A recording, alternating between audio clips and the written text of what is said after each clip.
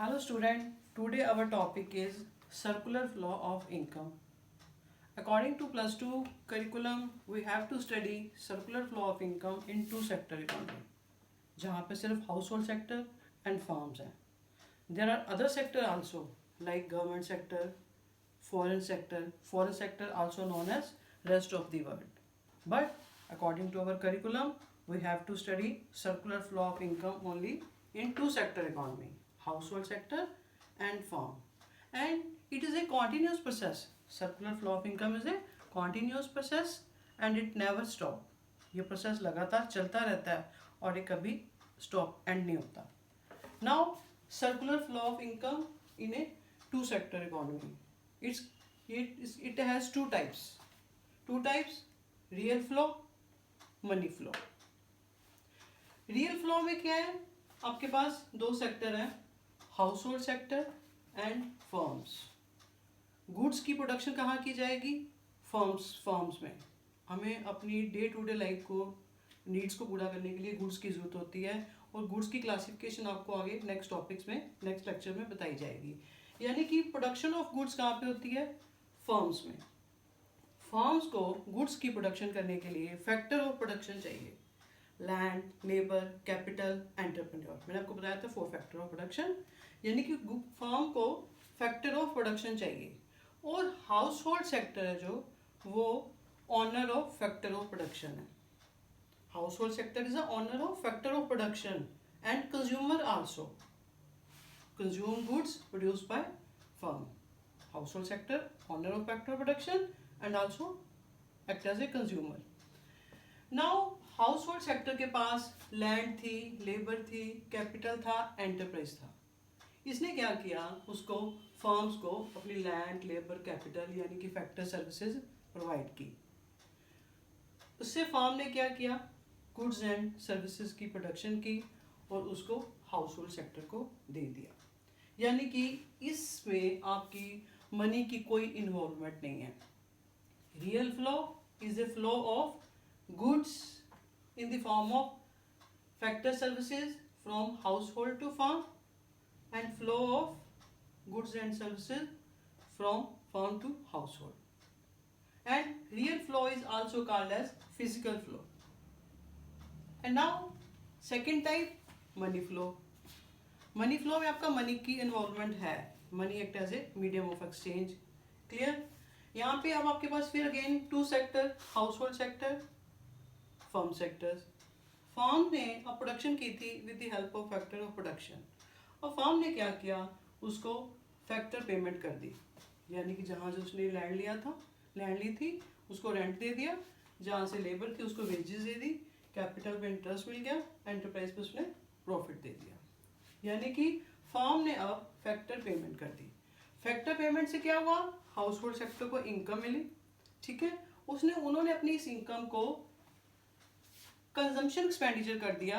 जो फर्म्स में goods produce की गई थी उस पे उसको कंज्यूम करने के लिए अपना कंजम्पशन एक्सपेंडिचर कर दिया. यानी कि money flow is a flow of money from firm to household in the form of factor payment and from household to firm in the form of consumption expenditure. Clear? यानी कि circular flow of income has two types, real flow and money flow. Real flow, household sector ने firms को factor services दी, उसने उसको उसके बदले में गुड्स एंड सर्विस दे दी. ऐसे ही मनी फ्लो में हाउस होल्ड फर्म है, फर्म ने उसको उसके बदले में फैक्टर ऑफ प्रोडक्शन को उनकी पेमेंट कर दी. तो उन्होंने वो जो उनके पास इनकम आई थी उसको गुड्स कंज्यूम कर लिया, उस पर एक्सपेंडिचर कर दिया to firm. This was money flow. अगर आपको क्वेश्चन इकट्ठा आता है कि explain circular flow of income, तो यू हैव टू एक्सप्लेन, आपको दोनों को लिखना पड़ेगा. Clear? Now come to this diagram. In this diagram I have shown real flow and money flow combined. Like देखिए, H denote for household sector and firm for F for firms. Now household sector ने अपनी firms को factor services दिए. ठीक है, factor of production दिए. और firms ने क्या किया, प्रोवाइड गुड्स एंड सर्विसेज. ठीक है, दिस बिहेवियर यानी कि जो इनर आपके पास ये आ रही है लाइनें, ये शोज आपको रियल फ्लो. एंड फिर क्या किया, फर्म ने हाउस होल्ड सेक्टर को फैक्टर पेमेंट कर दी in form of rent, labour, interest and profit.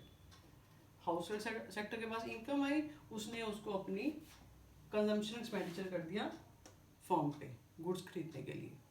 Clear? यानी कि इनर पोर्शन आपको शो हो रहा है this real flow of income, outer show money flow of income. You can show both real flow and money flow in one diagram also. This was circular flow of income. It has two types. Now come to the phases.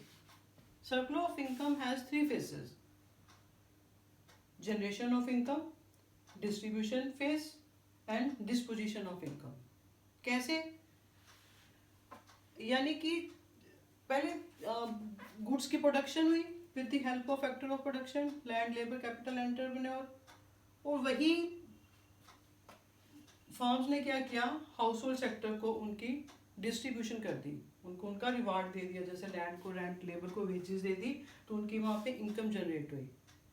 Income phase आया, यानी कि उनको उनका distribution कर दिया गया, जो उनको मिलना था उनको डिस्ट्रीब्यूट कर दिया गया इन मनी फॉर्म। ठीक है, तो इनके पास इनकम आई और इसी इनकम को उन्होंने एक्सपेंडिचर कर दिया, जिसको also known as disposition of income, goods को परचेज करने में कंजम्पशन एक्सपेंडिचर कर दिया। जब इस सेक्टर ने कंजम्पशन एक्सपेंडिचर किया तो फिर इनकम दोबारा वहीं पे आ गई, यानी कि जनरेशन ऑफ इनकम हुआ, डिस्ट्रीब्यूशन ऑफ फेज क्या, डिस्पोजिशन ऑफ इनकम हुआ। ये प्रोसेस कॉन्टिन्यूसली चलता रहता है एंड इट नेवर एंड। यहाँ पे एक अजम्पशन है कि यहाँ पे कोई बैंकिंग सिस्टम नहीं है, यानी कि जो हम अपनी इनकम अपनी अर्न करेंगे उसको कंज्यूम कर लेंगे, no saving. Clear? This was about circular flow of income. और real flow also known as physical flow, money flow also known as nominal flow. This was about the circular flow of income. Now अगर आपको पूछा जाता है कि why we study circular flow of income, because circular flow of income helps to study economic activity like production, consumption, distribution. It helps to study intersectoral interdependence, sectoral interdependence. It helps to study in estimating national income. National income को कैसे help करता है वो आपको अपने after through 2-3 lectures के बाद आपको मैं आफ्टर 2-3 लेक्चर आपको लेक्चर गिव करूँगी। Clear? Now if you understand thorough my lecture तो please like and share my video. Have a nice day.